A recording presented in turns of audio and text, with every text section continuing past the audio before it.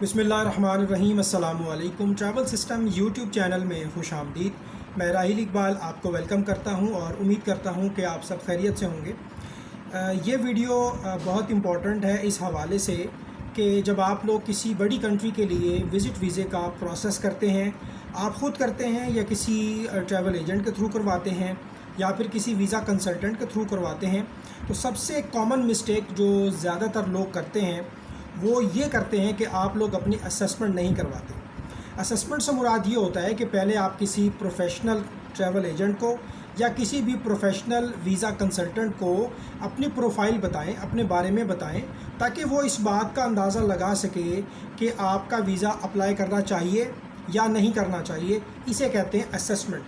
अब मोस्टली पाकिस्तान की मार्केट में जो एजेंट्स हैं या जो कंसल्टेंट हैं, जब कोई क्लाइंट उनके पास जाता है तो वो उसकी असेसमेंट नहीं करते बल्कि डायरेक्ट उनका वीज़ा प्रोसेस कर देते हैं। तो नतीजा ये होता है कि वीज़ा रिफ्यूज़ हो जाता है। तो गुफ्तगू को आगे बढ़ाने से पहले आप मेरा व्हाट्सएप का नंबर नोट कर लें, 0305405144, 0305405144। ये मेरा व्हाट्सएप का नंबर है। इस पर आपने कॉल नहीं करनी, सिर्फ व्हाट्सएप पे आप रब्ता कर सकते हैं। आप टेलीफोन पे फ़ोन कॉल के ज़रिए अपनी असेसमेंट करवा सकते हैं। मिसाल के तौर पे अगर आपने किसी यूरोप की कंट्री के लिए प्रोसेस करना है तो उसके लिए तरीक़ाकार ये है कि कम से कम आपकी ट्रैवल हिस्ट्री होनी चाहिए, आपके पास अच्छे सोर्स ऑफ इनकम हो, आपके पास पाकिस्तान में आपके वापस आने की एक सॉलिड रीज़न होनी चाहिए। इसके अलावा आप हुकूमत पाकिस्तान को, गवर्नमेंट ऑफ पाकिस्तान को टैक्स पे करते हों और ट्रैवल हिस्ट्री भी हो, बैंक स्टेटमेंट भी हो। अगर कोई वीज़ा कंसल्टेंट या कोई ट्रैवल एजेंट जो कि यूरोप का काम कर रहा है, आप उससे रब्ता कर सकते हैं जो आपके करीबी इलाके में है और आप अपनी असेसमेंट करवा सकते हैं। अगर आप मुझसे रब्ता करते हैं तो मैंने आपको अपना व्हाट्सएप का नंबर दे दिया है। आप अपना नाम लिखेंगे, मिसाल के तौर पे आपका नाम है अब्दुल्ला, आप लिखेंगे जी मेरा नाम अब्दुल्ला है और मैंने कनाडा विज़िट वीज़े के लिए अप्लाई करना है, तो मैं अपनी असेसमेंट करवाना चाहता हूँ।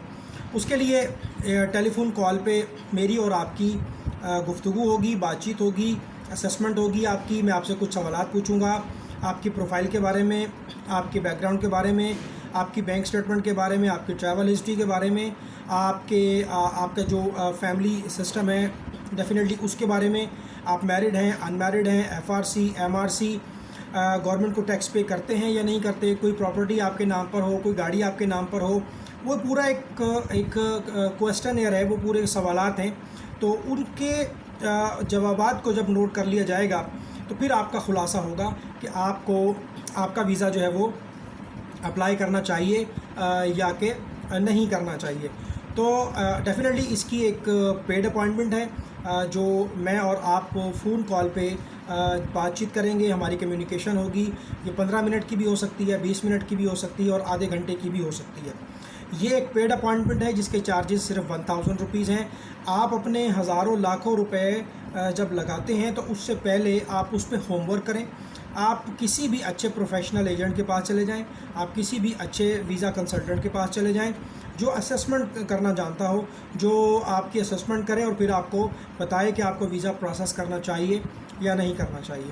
तो 0305405144, 0305405144 ये मेरा व्हाट्सएप का नंबर है।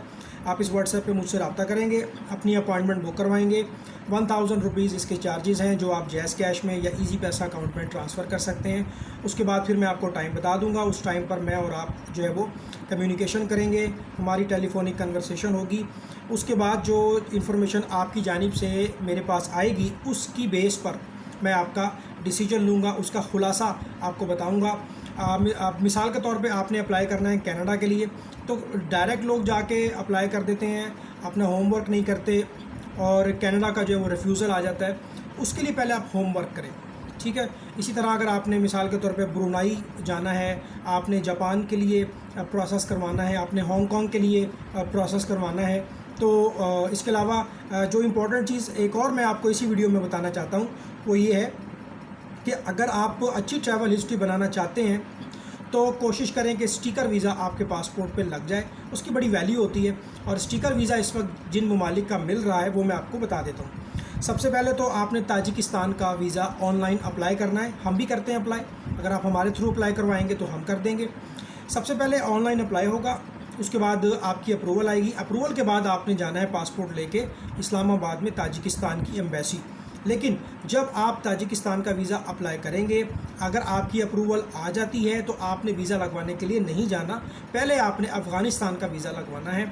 इस्लामाबाद में एम्बेसी है। KPK वाले पेशावर में जाएंगे, पंजाब वाले इस्लामाबाद में जाएंगे, सिंध वाले कराची में जाएंगे और बलूचिस्तान वाले कोयटा में जाएंगे। तो वहाँ पर जो है अफ़गानिस्तान का जो कौंसलेट है या जो एम्बेसी है, वहाँ पर आपको डेट बता दी जाएगी जो फ़लाँ डेट को आपने आना है और आके आप अपना वीज़ा अफ़गानिस्तान का प्रोसेस करवाएं। याद रखें कि आपने अफ़गानिस्तान का मल्टीपल एंट्री वीज़ा अप्लाई करना है। स्टिकर वीज़ा होता है, पासपोर्ट पे लग जाएगा। जब आपका वीज़ा अफ़गानिस्तान का लग जाए तो फिर आपने ताजिकिस्तान की एम्बेसी में जाके ताजिकिस्तान का स्टिकर वीज़ा लगवा लेना है। इस तरह आपके पासपोर्ट पे 2 स्टिकर वीज़े लग जाएंगे, एक अफ़गानिस्तान का और एक ताजिकिस्तान का। अब आपने बाय रोड ट्रैवल करना है। बाय रोड आपने अफ़गानिस्तान जाना है, वहाँ से आपने ताजिकिस्तान जाना है, ताजिकिस्तान से फिर आपने वापस अफ़गानिस्तान आना है। क्योंकि आपके पास मल्टीपल एंट्री होगा तो अफ़गानिस्तान में आपको 2 बार एंट्री मिल जाएगी, फिर आप पाकिस्तान में आ जाए। तो 2 कंट्री की ये ट्रैवल हिस्ट्री बन गई। उसके बाद आपने क्या करना है, आज़रबाईजान और दुबई, ये दोनों ई वीज़ा होते हैं, इन 2 वीज़ों को आपने प्रोसेस करना है। और उसके बाद आपकी एक टिकट बनेगी फ़्लाई दुबई की, आप एक ही टिकट में ये 2 कंट्री घूमकर आ जाएंगे। इसके अलावा जो स्टिकर वीज़ा है वो मलेशिया का भी स्टिकर वीज़ा होता है, थाईलैंड का भी स्टिकर वीज़ा होता है।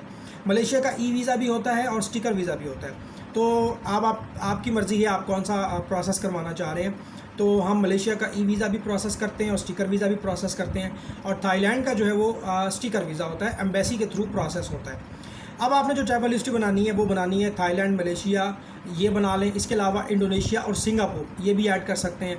अगर आप चाहें तो कंबोडिया को भी ऐड कर सकते हैं। अच्छा, अब पहले आपने देखें अफ़गानिस्तान, ताजिकिस्तान को विज़िट किया, फिर आज़रबाईजान और दुबई को विज़िट किया, फिर आपने मलेशिया, थाईलैंड और कंबोडिया कर लें। अगर आपके पास बजट है तो आप इंडोनेशिया और सिंगापुर को भी ऐड कर लें। इसके अलावा जो है अगर आप ईरान जाना चाहते हैं तो ईरान आप बाय रोड भी जा सकते हैं।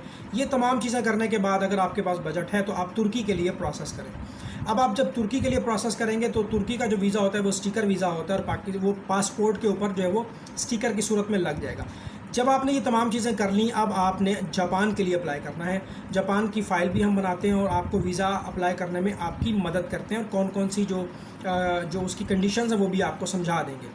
तो जापान का भी स्टिकर वीज़ा होता है, अगर वो लग गया तो वो भी आपकी पासपोर्ट की वक्त को बढ़ा देगा। जब ये सारी ट्रैवल हिस्ट्री आपकी बन जाएगी तो फिर आपके लिए बहुत आसान हो जाएगा। आप यूरोप के लिए अप्लाई करें, US के लिए अप्लाई करें, आप कनाडा के लिए अप्लाई करें, UK के लिए अप्लाई करें। तो मकसद कहने का ये है कि पहले आप अपनी असेसमेंट करवा लें। 1000 रुपये सिर्फ फ़ीस है आपकी असेसमेंट की। हज़ारों लाखों रुपए खर्च करने से पहले किसी भी वीज़ा कंसल्टेंट से, किसी भी ट्रैवल एजेंट से अपनी असेसमेंट करवाएं और डेफिनेटली उसको पता हो कि क्या चीज़ें चाहिए, क्या मामलात हैं। इसी तरह से हांगकांग का वीज़ा भी आप ऑनलाइन ई वीज़ा हो चुका है, आप ऑनलाइन हांगकांग का वीज़ा अप्लाई कर सकते हैं। ऑप्शन बहुत हैं आपके पास, सिर्फ आपको एक राइट पर्सन चाहिए जो आपको सही तरह से गाइड कर सके। लोगों के पास बिल्कुल भी ट्रैवल हिस्ट्री नहीं होती, उनके सोर्स ऑफ इनकम जो है वो स्टेबल नहीं होते, उनके पास कोई प्रॉपर्टी नहीं होती, वापस आने का कोई सॉलिड रीज़न नहीं होता, तो इस वजह से आपके वीज़े रिफ्यूज़ हो जाते हैं। ख़ास तौर पे वो लोग जो कनाडा जाना चाहते हैं वो अपनी असेसमेंट करवा लें, मुझसे अपॉइंटमेंट बुक करवा लें। अपॉइंटमेंट के बाद फिर जो है मैं आपकी असेसमेंट करूँगा, फिर आपको बताऊँगा कि आपको वीज़ा अप्लाई करना चाहिए या नहीं करना चाहिए। ठीक है जी, अफ़गानिस्तान विज़िट करें, ताजिकिस्तान विज़िट करें, दुबई विज़िट करें, आज़रबाईजान विज़िट करें, मलेशिया, थाईलैंड, कंबोडिया विज़िट करें, इंडोनेशिया और सिंगापुर विज़िट करें, ईरान विज़िट करें, तुर्की विज़िट करें, जापान विज़िट करें। जब आपकी बेहतरीन किस्म की ट्रैवल हिस्ट्री बन जाएगी तो फिर आप किसी भी बड़े कंट्री के लिए जो है वो प्रोसेस कर सकते हैं। ठीक है जी। अच्छा, एक चीज़ मैं आपको बताता चलूँ कि सोशल मीडिया पे और यूट्यूब पर बहुत से जो वीज़ा कंसल्टेंट हैं या वीज़ा कंसल्टेंसी की जो फर्म्स हैं वो हमेशा अपना जो सक्सेस केस होता है, जो जिसमें वीज़ा लग चुका होता है, तो वो जो स्टोरीज़ शेयर करते हैं वो सक्सेस स्टोरीज़ शेयर करते हैं। 100 में से 10 केसेस ऐसे होते हैं जो कि सक्सेसफुल होते हैं, बाकी 90 जो हैं वो फेलियर के होते हैं, जिनके पास रिफ्यूज़ल होती है।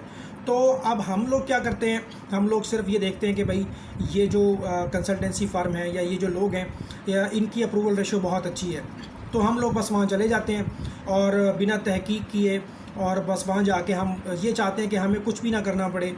जो वीज़ा कंसल्टेंट है, जो वीज़ा एजेंट है, सारे डॉक्यूमेंट्स भी वो बना दे, हमारे लिए वीज़ा भी अप्लाई कर दे और हमें वीज़ा लेकर दे दे। उसके लिए हम लाखों रुपए खर्च करने को तैयार हो जाते हैं। याद रखें कि हर चमकती चीज़ जो है वो सोना नहीं होती। तो डेफ़िनेटली हम ये नहीं कह रहे कि किसी के वीज़े नहीं लग रहे होंगे, लेकिन उनसे भी ये गुजारिश है कि जब आप अपनी सक्सेस स्टोरीज़ को शेयर करते हैं तो आप अपने चैनल्स पे ऐसे लोगों को भी लाएं जिनके वीज़े रिफ्यूज़ हुए, जिनका केस आपने किया और वो केसेस रिफ्यूज़ हुए हैं। एक बार रिफ्यूज़ल आया, फिर आपने दोबारा अप्लाई किया, दोबारा रिफ्यूज़ हो गया, और उन लोगों को भी आप लेकर आएँ ताकि वो लोग भी अपना जो है वो अपनी स्टेटमेंट जो है वो आपके चैनल के तवस्सुत से लोगों तक बातें पहुंचाएं, लोगों तक इन्फॉर्मेशन पहुंचाएं। ऐसा नहीं है कि आपने 100 वीज़ा डाला और 100 का 100 अप्रूव हो जाएगा, ऐसा नहीं होता।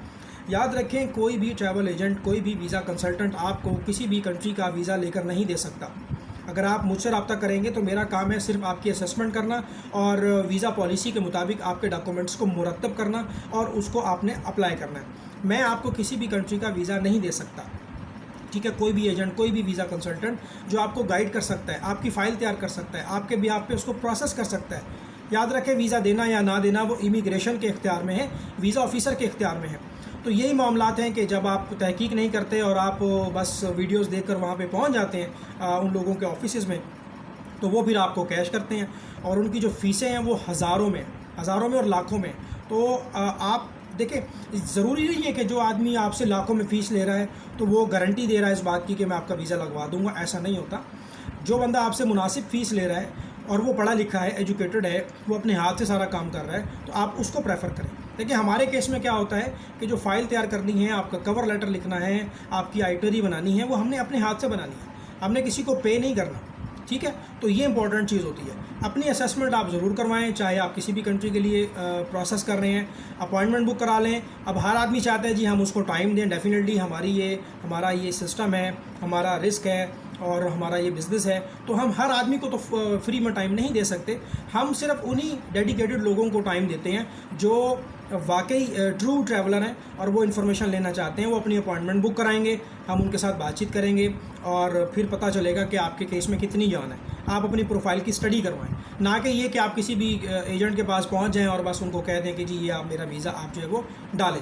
अब जैसे थाईलैंड है, मलेशिया है, कंबोडिया है, सिंगापुर है, इंडोनेशिया है, ये जो वीज़े हैं ये ईजी हैं, इनको हासिल करना बहुत आसान है, इस पर कोई इतनी शराइत व ज़वाबित लागू नहीं होती। लेकिन कनाडा है, यूके है, यूएस है और यूरोप है और शेंजन कंट्रीज़ है, इनको हासिल करना थोड़ा टफ होता है। इसी तरह से हांगकांग है, ब्रुनाई है और जापान है, तो इनके लिए भी आप थोड़ी सी जो है वो स्ट्रगल कर सकते हैं। आप ऐसे मुल्कों को विज़िट करें जिनके स्टिकर वीज़े हैं, उसके बाद फिर आप ऐसे मुल्कों को विज़िट करें जिनका ई वीज़ा है, बड़ी आसानी से मिल जाते हैं। ट्रैवल हिस्ट्री जो है वो बहुत मैटर करती है। और बस ये इन्फॉर्मेशन थी जो मैंने आपको बतानी थी। मेरा व्हाट्सएप नंबर दोबारा नोट कर लें, 0305405144, 0305405144। अपनी पेड अपॉइंटमेंट बुक करवाएं, अपनी असेसमेंट करवाएं, उसके बाद फिर आप किसी भी कंट्री के लिए अगर एलिजिबल होंगे तो हम आपको बता देंगे। अपना बहुत ज़्यादा ख्याल रखें। टेक केयर, अल्लाह हाफिज़।